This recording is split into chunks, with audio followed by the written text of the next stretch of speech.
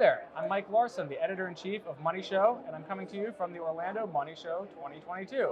Today, I'm here with Rebecca Walser, the principal at Walser Wealth Management, as well as the author of Wealth Unbroken and host of the podcast Crashes and Taxes. Rebecca, thanks for coming. Thanks for having me. Okay, so let's open up from sort of a big picture question. What are you seeing going on in the markets here, and what is it that you're talking to investors at the show about? Well, Mike, it's really a change, and I think it's a 50-plus year change in the making. Obviously, the United States has been the reserve currency solely since Bretton Woods, New Hampshire, back in 1944. But we really lost any kind of stability when Richard Nixon cut the gold standard, the ability to exchange dollars for gold on August 15, 1971. Yeah. So since then, we know 3 years after that, Henry Kissinger, then Secretary of State, went over, met with the King of Saudi Arabia, worked out a deal, Petrodollar deal, that we've relied on really since that year, 1974. And literally that gave such stability because the world needed to buy dollars in order to buy oil and crude from OPEC, and Russia also agreed. So Russia, not being a part of OPEC, also agreed all crude would be sold in US dollars. And then obviously, as you know, Russia invading Ukraine in February. We had already told clients last November, so just about a year ago now, we told them, hey, we see 2022 as a mean reversion year. It's a macroeconomic year. It's not going to be about the micro. It's not going to be about the quarterly returns. Those will be temporary phases of the market. We really see a return back to the mean. The question was, what's the true mean, right? Because we've had stimulus since 2008, 2009, really before that, but massive modern monetary theory level, MMT style economic stimulus that has a reckoning point if that theory is wrong. Turns out printing that much does have an impact, and if you look at the M1 money chart, which they basically canceled, you saw that in a 5-month period we really went up in liquidity in actual currency by over $5 trillion. You can't do that without some kind of eventual work through in the system, and so that's really what this year was about. But once Russia invaded Ukraine and the West reacted, and I'm talking about obviously the NATO countries, the U.S., Europe, we reacted by kicking Russia out of the SWIFT international payment system, which is a system of the West. They were already for the last 20 years with their BRICS partners sort of working towards an alternative. But once we kicked them out of SWIFT, they had the best excuse in the world to say no more crude and dollars, we'll only accept rubles or gold. And so we've started to see, they announced obviously Afghanistan. After Afghanistan, we saw Saudi Arabia, which is the biggest concern. That's the linchpin. We saw them make a security agreement with Russia last year after the abysmal Afghanistan disaster. So that starts to make people nervous because Saudi Arabia just finished a 2-week economic sort of joint exercise with South Africa, which is a member of the BRICS nations. Saudi Arabia hasn't come out and announced anything, but South Africa at the end of that joint exercise said that Saudi Arabia will be joining the BRICS nations. Now that's a huge concern for us, Mike, because once Saudi Arabia joins BRICS, then they will release the 13 OPEC nations to sell crude into whatever currency they want. And that will be, unfortunately, that will be the death knell for the US dollar. And we've been used to sort of this privilege, this global privilege of having the dollar, having all this commerce and everything in commodities being traded in dollars and so on. So what kind of follow-on impact, let's say this scenario plays out, what's the next follow-on impact for investors? What does it mean?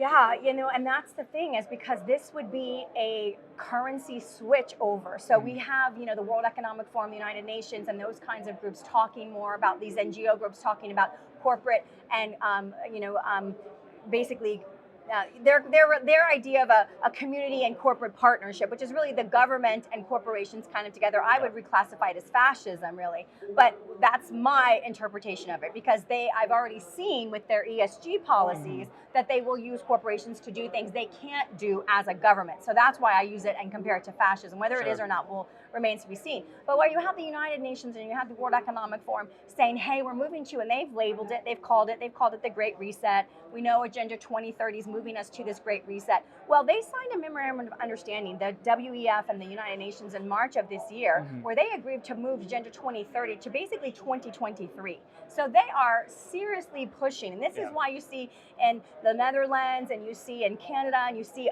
even this weekend all of these protests in Prague and Germany. There's all of these protests going on in the European bloc right now, because what you've got is, with these ESG requirements, you've got so much fertilizer being cut, nitrogen levels being cut, which means you have to cut your fertilizers so much, because the fertilizers are petrochemical fertilizers. They have been since modern farming has taken us from agrarian to corporate farming. So what you see with they're trying to move us to something called the Great Reset. And the Great Reset, people don't know what the Great Reset means. It sounds great. It's this green revolution. We're moving to these greener ways of living. But what the Great Reset is from an economic perspective is really a re-leveling. It first starts with a digital ID. You must have a digital ID. You won't be able to get into the internet or your cell phone without a government-approved digital ID. So that's the first thing. Everyone has digital ID, and there's no more anonymity on internet or anything.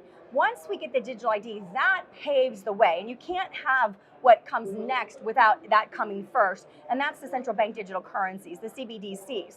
Now, what we can see with China, who's already full into this beta testing on a massive size, is that they're able to program this money. It's more like a voucher system. It's not really appropriate to think of it in terms of a currency. It's more like the government, and this goes along with the concept of universal basic income, UBI, because what you hear the WEF and some of their economists stating, which is like Yuval Noah Harari, what he states is that once we get to the fourth industrial revolution, and once AI and robotics really come to the fore, which is the technology's there, it's about accepting it into society, then we're going to have a lot of people that are out of work. And they actually unfortunately do call, and this is the World Economic Forum's economists using these terms, they call these people that are pushed to no utility in a society of workers to be called useless eaters is what they call them. It's horrible. But what they're trying to say is what happens when you get society of 8 billion people to a phase where humans no longer need to work, because what the computers can do so much faster and so much more accurate has completely been replaced. And I'm a lawyer and a financer person, you're a finance person. We won't be necessary because, the Alberts of the world can figure things out so much faster. So the Great Reset, though, from an economic perspective higher than at the macroeconomic level, is a global resetting of all debts and all assets among countries. So China has so much of our treasuries. We owe China so much. What does that net out to be? And does America need to send China assets, or does China need to own some of America now? Because we're going to reset that to a flat plane. And then we're going to move to central bank digital currency. And what is that reevaluation from existing currency to those new currencies going to be? Now, I tell you all that, Mike, to say this is what the central bankers of the world, Bank of International Settlements, it's 633 members, they think that that's kind of where we're headed to. But because of this BRICS interruption that happened unexpectedly, what we actually see happening now, which is alarming and should be alarming to every American and every European, is that the gold, institutionally, we have seen some of the largest institutional withdrawals of gold ever since April. And who are the top three? China, Turkey, and I forget the third, but it's all the East. The East is pulling like gold from the West like there's no tomorrow. And we know that China and Russia have already announced as of last month, September, that they will have another reserve alternative, and it will be backed by not only gold, but also besides precious metals, but also rare earth minerals, as China's the largest owner of rare earth. China's also the largest producer. It produces 15% of the world's gold, and it also is the largest gold importer. As I just mentioned, they have bought 160 tons of gold since April. So we are moving to hard asset-backed currencies again. And so what you have is the Great Reset in the West and all these super elites that thought we were going to move to central bank digital currencies just like that and be happy that we can no longer build wealth, because you see, the wealth that's controllable can't be stored, right? They can say, well, this is expiring at the end of 30 days like they do in China.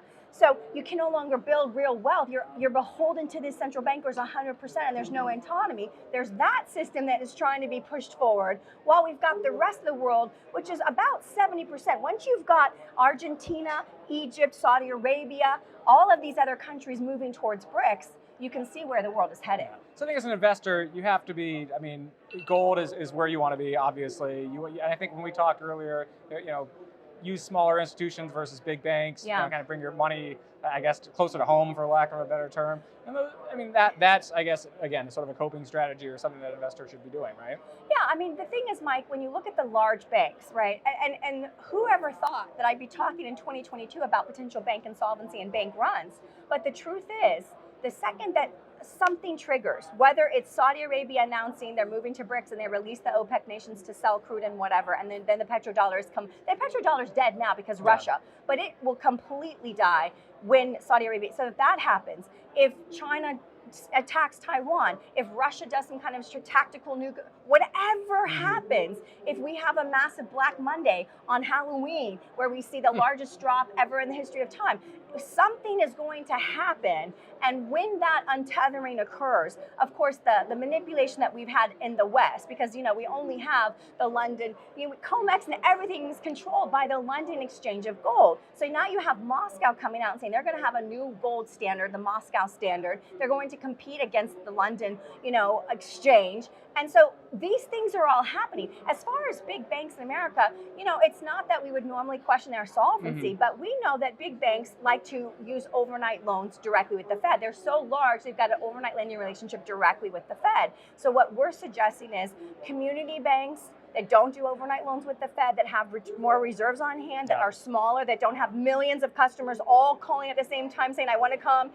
What I see is capital controls, what we call a bail-in, where basically you have to call the bank and they say, okay, we're going to have an appointment for you in 2 weeks, and then this is the amount that you can get out. And these are all worst case scenarios, but we have to talk through them because the dollar is ending as the world's reserve standard solely. That is happening that is already happened. In fact, it is over for the dollar. As the dollar hegemony is done, the petrodollar is slowly dying, and there will be something that comes up in its place. So we have to prepare for the fact that the United States isn't the big boy with the big stick anymore, and that's the way the world wants it. The thing that people don't understand, Mike, is that a lot of these countries have their assets in their home currency, but they have their liabilities through the IMF system in US denominated dollars. So as their asset values are falling, their liabilities are staying strong, and they hate our dollar right now. So a lot of countries are waiting for something to break the dollar because it's the strength of it right now is really causing a lot of global problems. Rebecca, you've given our listeners, our viewers, a lot to think about, and I really appreciate your big